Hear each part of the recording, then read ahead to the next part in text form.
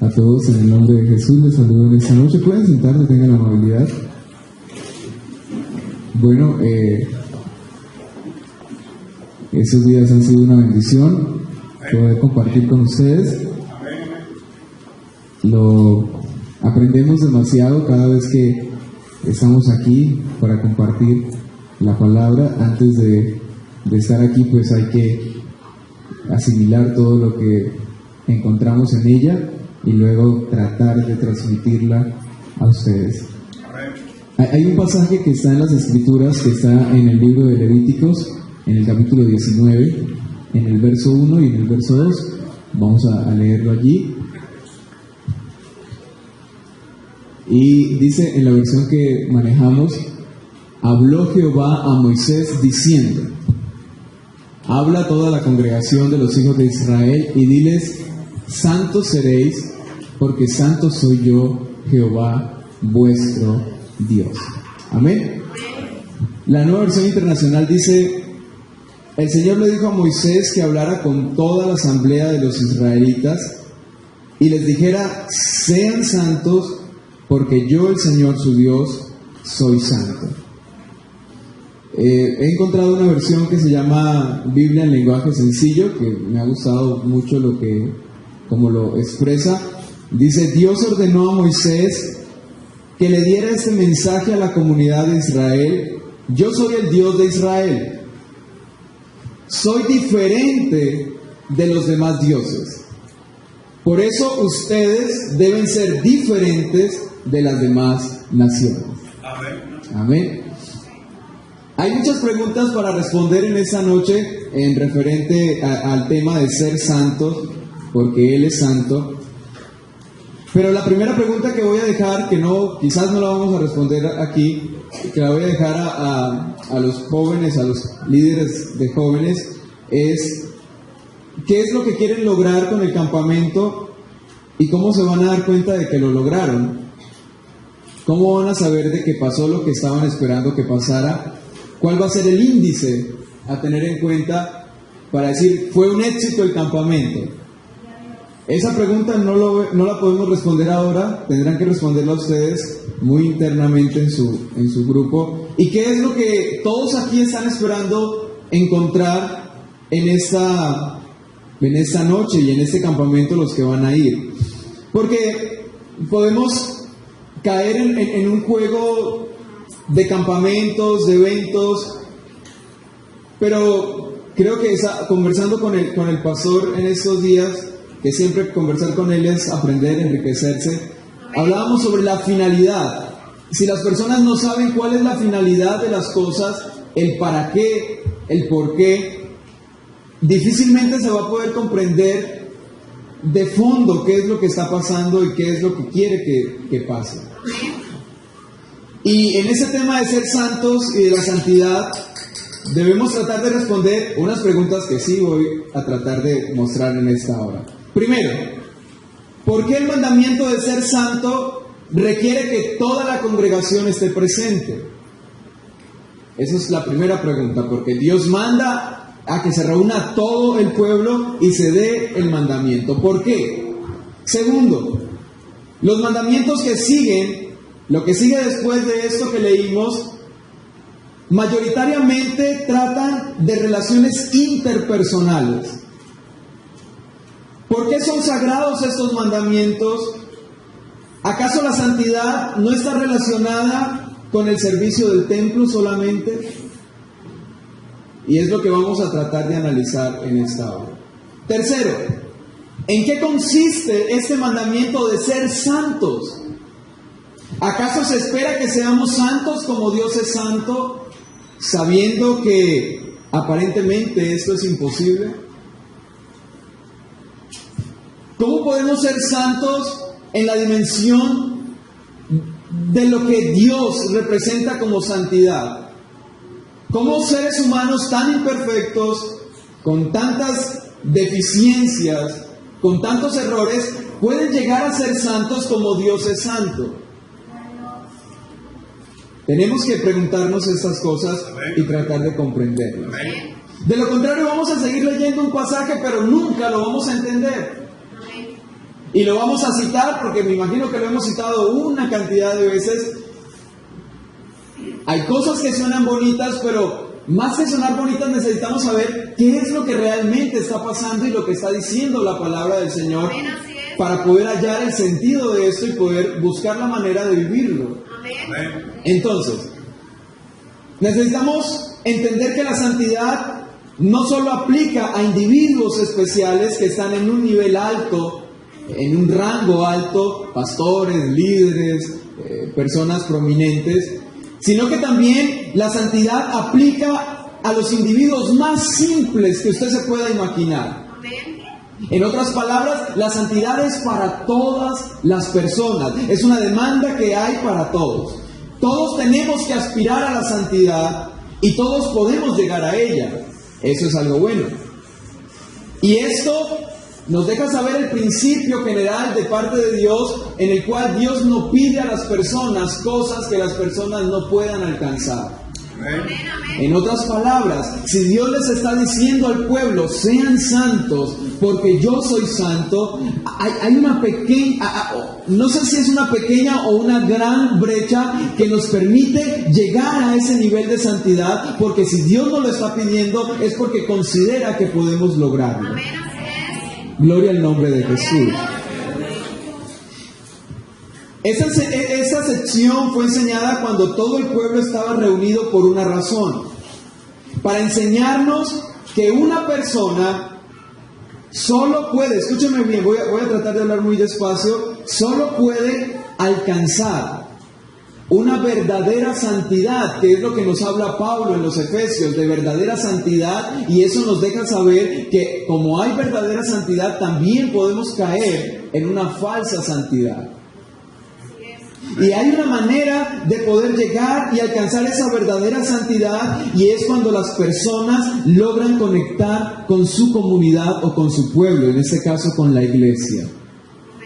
Por eso se hace alusión a toda la comunidad, a todo el pueblo: sean santos, sean todos santos porque yo soy santo. Ahora vamos a comprender un poco más sobre esto. Encontré un comentario en el que dice que el capítulo está encabezado con el lema de Levíticos, diciendo: sed santos porque yo soy santo, porque yo, Jehová vuestro Dios, soy santo. El resto del capítulo disipa cualquier idea de que la santidad en el Antiguo Testamento era meramente un asunto de purezas rituales. En otras palabras, nos quiere decir que la santidad, cuando usted lee todo el capítulo 19, se da cuenta de que la santidad no está, no está encerrada en el oficio que se hace en el templo. ¿Sabe? Yo siento que a veces hablo mucho de lo mismo, ¿no? Pero es que parece que la Biblia siempre habla de lo mismo, no estoy con mí, hermanos. Y diría Pablo, no me es molestoso hablarles de las mismas cosas.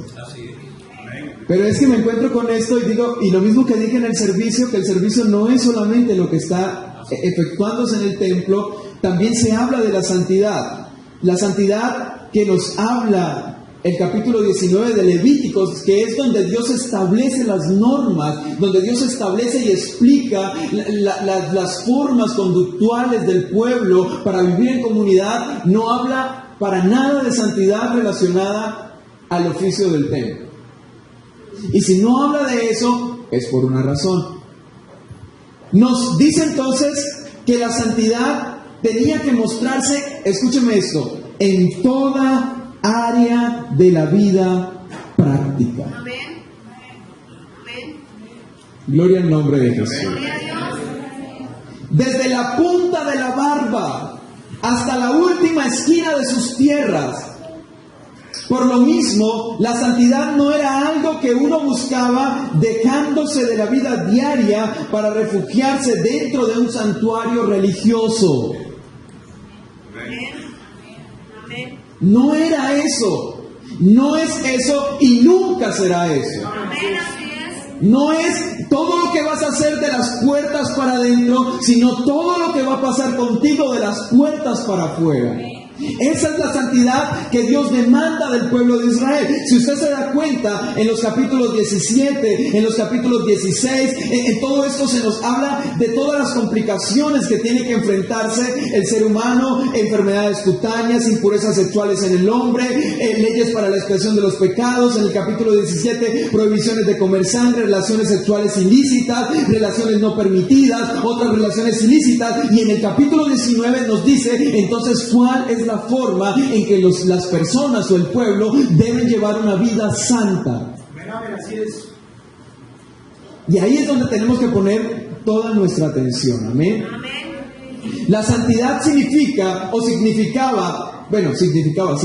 todavía transformar la vida, transformar la vida diaria con la calidad de conducta que era absolutamente diferente de las costumbres del mundo que les rodeaba. Por eso me gusta la versión que tomé del lenguaje sencillo. Yo soy un Dios diferente a los dioses que ustedes han escuchado de los egipcios, de los babilonios. Por tanto, como yo soy distinto a ellos, soy único por encima de ellos, soy el único que existe, ustedes como pueblo, mi pueblo, tienen que ser diferentes a las naciones que han conocido. Y ser diferentes, ¿cómo van a ser diferentes? En el culto, bueno, no había culto en ese tiempo, en el templo, no, esa no es la diferencia. En los sacrificios, no, la diferencia no está en los sacrificios, porque los otros pueblos también hacían sacrificios, los otros pueblos también tenían templos, los otros pueblos también tenían referencias de divinidades, pero la diferencia que van a marcar con esos pueblos y ustedes está en la manera como van a vivir entre esos pueblos. Y ahí van a saber entonces que ustedes son un pueblo apartado, un pueblo diferente, un pueblo distinto. Pueblo apartado, pueblo separado para mí. Entonces, definimos que la santidad está relacionada con manera de vivir. Que no es un asunto abstracto que no sabemos cómo tocarlo, cómo alcanzarlo. Sí sabemos cómo alcanzarlo. ¿Sabe cómo lo alcanzamos? Dejando que Dios transforme nuestra vida y que nuestras conductas conduzcan a que se glorifique a Él. Ahora, esto nos pone un desafío. ¿Cuál es el desafío? El desafío de que la santidad necesita que construyamos cercos. Tenemos que construir cercos. Para ser santos hay que alejarnos de las cosas prohibidas. Por eso Dios les dice: mira, no puedes meterte con la mujer de tu hermano, no puedes hacer esto, no puedes hacer aquello. No es porque Dios sea caprichoso, sino porque esas conductas no producen una vida correcta. Y construir un cerco permite que puedas estar a salvo, no en algo físico, sino en lo que realmente importa en la vida de los seres humanos, que es su alma, su vida espiritual, distanciándonos de acciones incorrectas. Y eso es lo que nosotros necesitamos saber. La santidad es aprender a establecer límites con lo correcto y lo incorrecto, distanciarnos de acciones incorrectas, construir cercos para no acercarnos a los peligros espirituales. Construir cercos es aprender a tomar distancia de personas que no nos aportan, de situaciones que no son buenas, de conversaciones que no construyen, que no edifican, de pensamientos que no producen cosas buenas para nosotros. Y esa es su responsabilidad. Dios no lo va a ayudar con los pensamientos que usted deja anidar en su cabeza, porque son su responsabilidad. Así es, amén. Gloria al nombre de Jesús.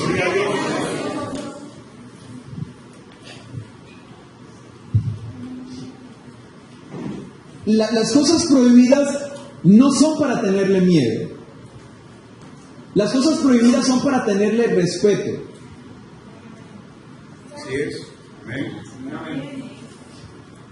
A los animales no hay que tenerles miedo, hay que tenerles respeto. Y respeto es saber qué tanto daño pueden hacer si están enojados. A la naturaleza no hay que tenerle miedo, hay que tenerle respeto. A los carros no hay que tenerle miedo, hay que tenerle respeto cuando estás manejando. A las cosas malas hay que aprender a tenerle respeto y saber qué tan dañinas pueden ser cuando te involucras en ellas. Y cuando tienes respeto, entonces conservas la distancia. Te manejas con prudencia, con precaución, con sabiduría. Jóvenes, ¿cómo vamos a tener jóvenes santos? Pues teniendo jóvenes que se sepan comportar. Que se sepan comportar, que sepan estar en el mundo. Porque no los vamos a poder sacar del mundo, están en el mundo, pero no pueden ser del mundo. Y la única forma de marcar esa diferencia de ser y de estar está en la manera como van a vivir en él. Hay peligros cuando violas los cercos. Hay peligros, y son peligros que se cobran una cuenta muy cara en las personas cuando quebrantas esos parámetros, cuando rompes los límites que están establecidos. Por eso la palabra viene para protegernos, a poner un cerco en la vida de los seres humanos. ¿Cuándo entra la crisis en los seres humanos? Cuando los seres humanos rompen. Creo que aquí prediqué una vez sobre eso, ¿recuerdan? Sobre límites, medidas. Las midot, una dominical hace más de un año. Cuando rompes las medidas, es cuando vienen las consecuencias inevitables. Escúcheme esto. Santidad es donde todas nuestras acciones tienen una refinada faceta de santidad. Cada una de nuestras acciones tienen una refinada esencia de la santidad. La pregunta es, ¿cómo se mide la santidad? El mandamiento de ser santos es un mandamiento no cuantificable. ¿Cómo sabemos que alguien es santo? ¿O qué tanta santidad puede haber en una persona si son cosas no medibles? No podemos decir, llevo la santidad en 80%. No se puede medir la santidad en números. Por eso no podemos decir que hay alguien más santo que otros. Es muy complicado. ¿Cómo podemos medir si estamos viviendo en la altura del estándar de una vida santa? Hay una manera de saber que nuestra vida se está dirigiendo en el camino correcto. Cuando Dios demanda al pueblo en general y le pide a todos este mandamiento, nos quiere decir que al ser santos mejoramos nuestra conexión con nuestros hermanos. Y esto entonces nos dice que nuestro comportamiento es el correcto. Pero sabemos que no estamos viviendo una vida en santidad cuando nuestro comportamiento nos está aislando y nos está desconectando del pueblo. Porque ¿quién puede ser santo y no tener una vida armoniosa con sus hermanos? Es más, Juan nos dice, ¿quién puede decir amar a Dios? Porque la santidad está conectada con el amor a Dios. ¿Quién puede decir que ama a Dios y aborrece a su hermano? ¿Quién puede decir que es una persona santa si no hace parte del pueblo? Si no tiene buenas relaciones con su pueblo, si no tiene una buena relación con sus hermanos, no puede decir que es santo porque es algo, ¿cómo es la palabra, pastor? Es una incoherencia, es una falacia. Es una mentira. No, pero ora, pero ayuna, pero esto, sí, pero no tiene buenas relaciones con sus hermanos. Es una mentira. Sus ayunos, sus oraciones no están sirviendo porque no está conectado. Y cuando estás desconectado del cuerpo, Pablo nos dice eso. Tenemos que aprender a estar conectados con el cuerpo porque somos una unidad. Tenemos un mismo espíritu. Y debemos estar conectados para pertenecer a eso. Entonces, ¿cómo yo sé que estoy en camino de una vida santa? Cuando mis comportamientos me permiten mantener una buena conexión con mi comunidad, con mi iglesia, con mi pueblo. Si tu santidad genera una separación entre ti o entre tú y quienes te rodean, entonces vas por el camino incorrecto. Y hay que trabajar en eso, como decíamos el jueves. Son cosas que hay que trabajar. Escúchame esto. Nuestras acciones deberían ser medidas ¿de qué es lo que le trae mayor gloria al nombre de Dios? En otras palabras, toda su vida, desde que se levanta, debe estar en función de que cada cosa que usted haga, cuánta gloria va a recibir el Señor. Amén, amén. Amén, así es. Entonces, cada vez que estás consciente de eso, vas a medir tus palabras, vas a medir tus acciones, vas a medir tus comportamientos, porque no estás quedando mal tú. Porque por ti, o van a alabar a Dios, o lo van a maldecir. ¿Quién fue el que me... Hoy alguien me dijo que una persona está apartada porque un hombre de Dios no supo comportarse. Y por eso Pablo le dice a Timoteo: ten cuidado de ti mismo y de lo que enseñas, porque haciendo esto te salvarás a ti mismo y a los que te oyen. Entonces, estamos aquí pero no estamos de gratis, tenemos una responsabilidad, hermanos. Somos la luz del mundo y nuestra responsabilidad es conducir al mundo hacia esa luz que es Cristo. Esta idea es ilustrada, escúchame esto, esta idea es ilustrada por el arca sagrada, la cual contenía las tablas de los 10 mandamientos. Esta arca era una caja cuadrada de madera bañada en oro puro, tanto por dentro como por fuera. Escuchen, pero si el arca estaba cubierta con oro, tanto por dentro como por fuera, ¿por qué su carcasa debía ser de madera? No hay sentido en esto, al menos no después de lo que les voy a decir. ¿No era mejor hacerla simplemente de una pieza sólida de oro?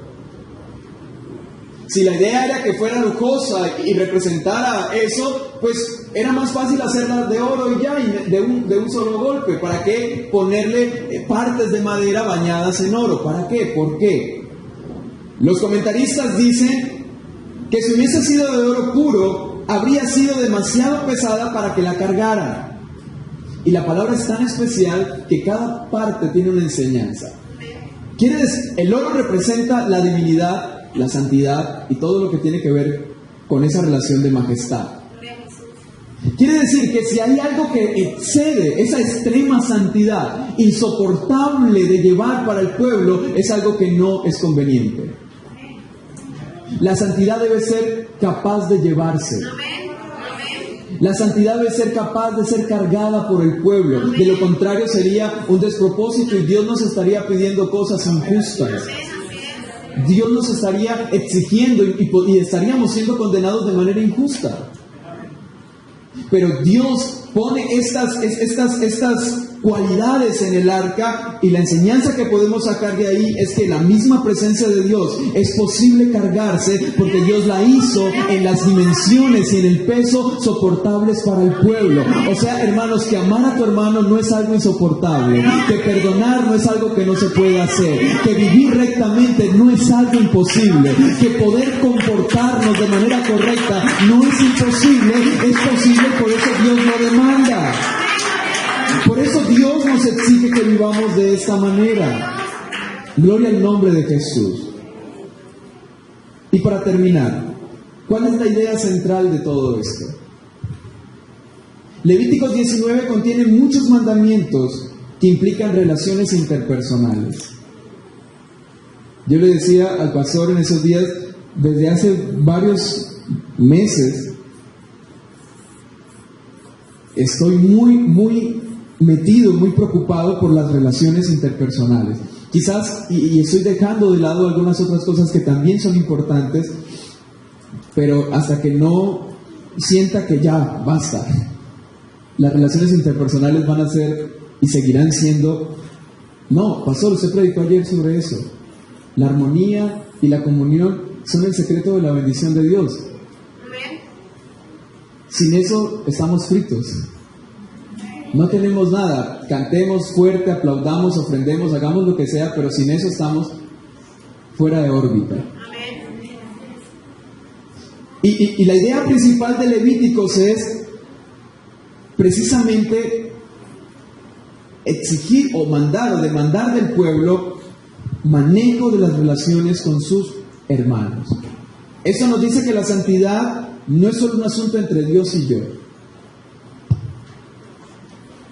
¿Están conmigo? La santidad no es un asunto entre Dios y yo. La santidad es un asunto entre mis hermanos, Dios y yo.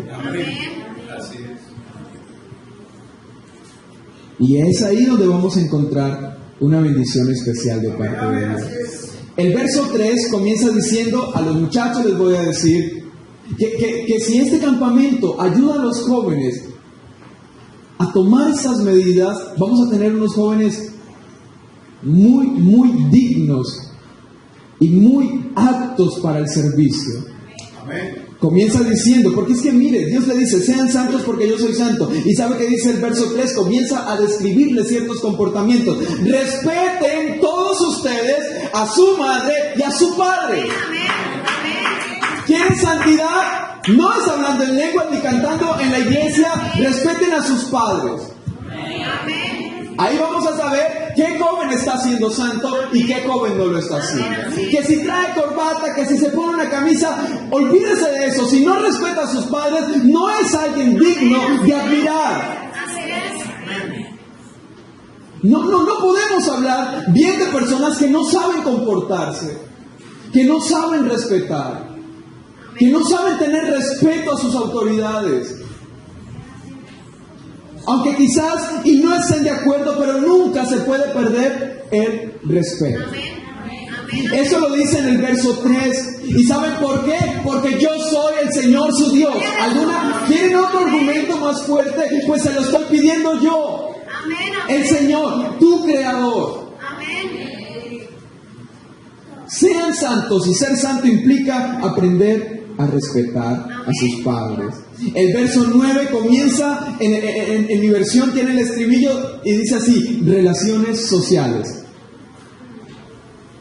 Y dice, cuando llegue el tiempo de la cosecha, no cieguen hasta el último rincón de sus campos, ni recojan las espigas que allí queden, no rebusquen hasta el último racimo de sus viñas, ni recojan las uvas que se hayan caído, déjenlas para los pobres y los extranjeros, yo soy el Señor su Dios. No roben, no mientan, no engañen a su prójimo, no juren en mi nombre solo por jurar, no profanen el nombre de su Dios, yo soy el Señor. No explotes a tu prójimo, ni lo despojes de nada, no retengas el salario de tu jornalero hasta el día siguiente, no maldigas al sordo, ni le pongas tropiezo al ciego, sino teme a tu Dios, yo soy el Señor. No perviertas la justicia, no te muestres parcial en favor del pobre o del rico, sino que juzga a todos con justicia. No andes difundiendo calumnias entre tu pueblo, ni expongas la vida de tu prójimo con falsos testimonios, yo soy el Señor. No alimentes odios secretos contra tu hermano, sino reprende con franqueza a tu prójimo para que no sufra las consecuencias de su pecado. No seas vengativo con tu prójimo, ni le guardes rencor. Ama a tu prójimo como a ti mismo, yo soy el Señor. Eso es santidad. Eso es santidad. Esa es la verdadera santidad que nos está mencionando el apóstol Pablo, porque si nos vamos a ese capítulo, ¿sabe qué dice Pablo? En Efesios capítulo 2, vivan como hijos de la luz. Y repite lo mismo que acabo de decir de Levíticos 19. Les dice, ustedes ahora han sido enseñados por Cristo, ustedes han sido mudados de una naturaleza pecaminosa y han sido puestos en una naturaleza conforme a la imagen de Dios, en verdadera justicia y en verdadera santidad. Por lo tanto, dejando la mentira, hable cada uno a su prójimo con la verdad. Y repite las mismas cosas que está hablando Levítico, dice Pablo. Y si lo tiene que repetir Pablo, lo repite Jesús, lo repite Pedro, luego en unos versos después, que voy a terminar con ese pasaje, si lo repiten es porque realmente la santidad está ahí. La santidad está ahí, hermanos. Y eso es lo que necesitamos que nuestra juventud aprenda. Yo no sé, pero a mí me aburre mucho tener que hablar de vestidos, de ropa. A mí me da mucho tedio hablar de eso. Que si 2 metros, que si 1/4, que si 2 dedos, que si es color, que si es cuadro, que si es corto. Si me voy conversando sobre eso, sepan lo que soy súper aburrido. Y voy a ser lo más simple y odioso posible respondiendo. Porque tengo esa tendencia. Porque me parece absurdo hablar de eso cuando no hablamos de lo importante.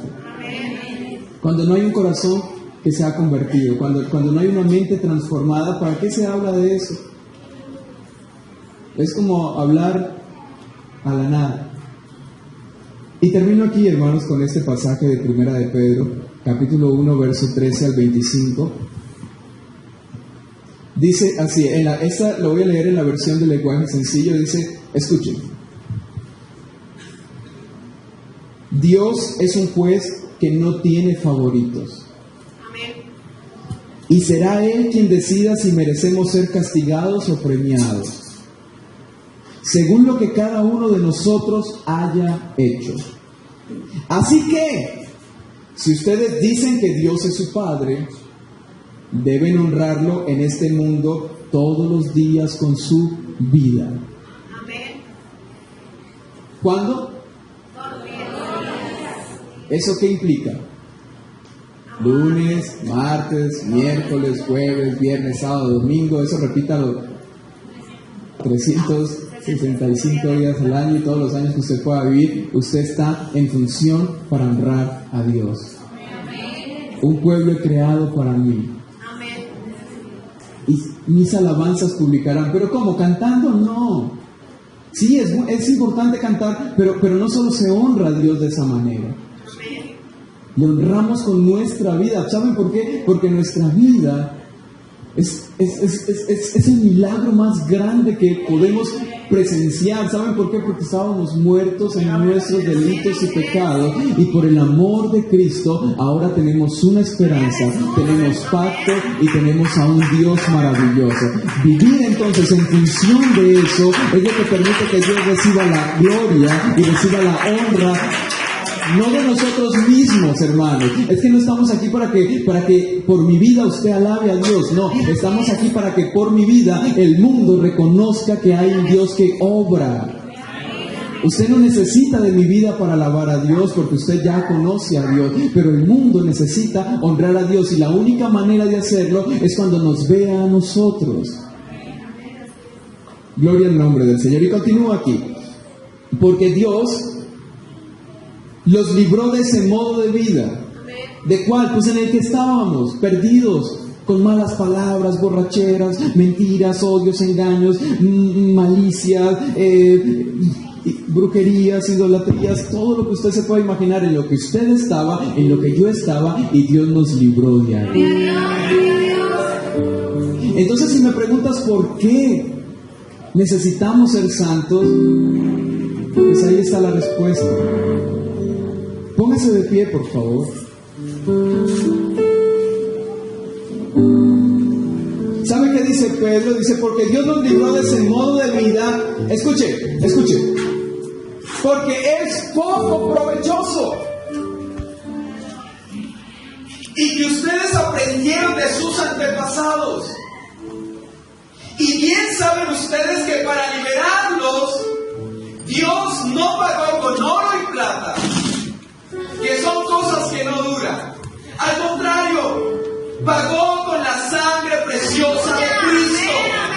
Escuchen, cuando Cristo murió en la cruz, fue ofrecido como sacrificio, como un cordero sin ningún defecto. Esto es algo que Dios había decidido hacer desde antes de crear el mundo, y Cristo apareció en estos últimos tiempos para bien de ustedes.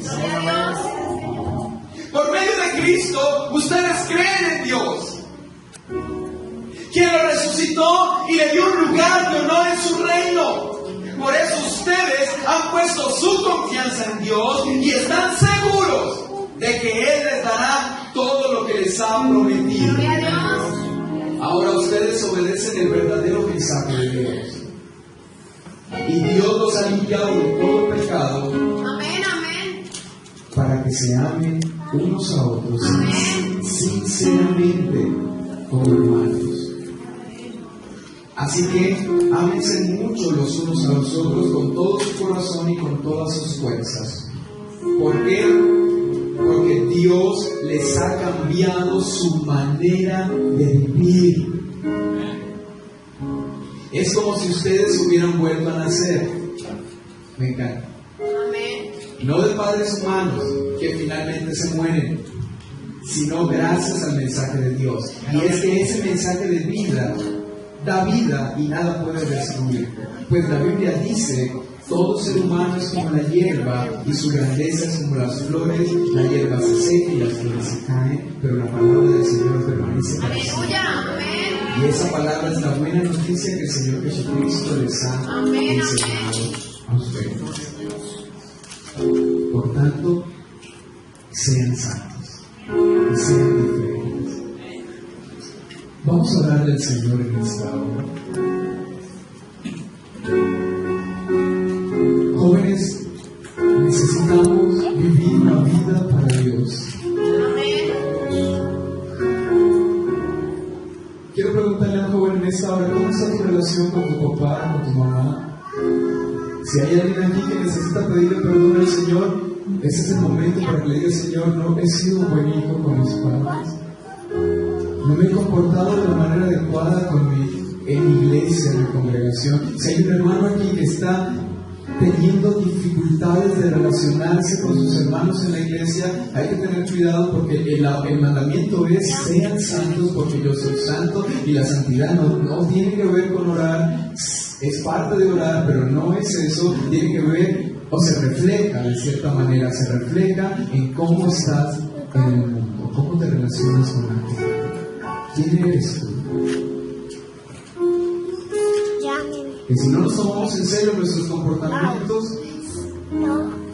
entonces vamos a hacer como Jesús dijo de los hipócritas, como Jesús dijo de aquellos que aparentan y no son, y por dentro son sepulcros blanqueados, gente que le pide a otra gente que hagan cosas, pero ellos ni siquiera hacen lo mínimo de lo que están exigiendo. Si no le ponemos cuidado a lo que estamos viviendo, entonces estamos viviendo un evangelio que no tiene sentido y que no nos está conduciendo a ninguna parte.